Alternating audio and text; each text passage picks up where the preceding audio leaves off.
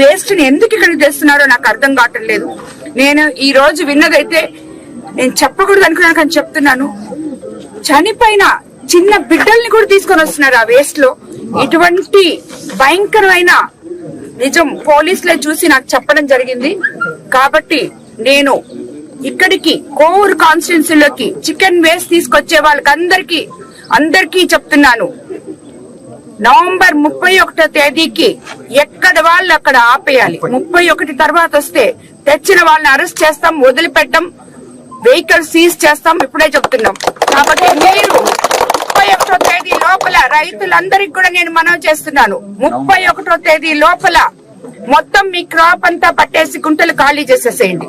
ఆ తర్వాత ఒక్క రోజు కూడా మీకు ఫీడ్ అనేది రాదు ఇక్కడికి. మీరు వేసుకోవాలంటే నార్మల్ ఫీడ్ తప్పితే ఇంకా వేరేది ఇక్కడ చేయకూడదు.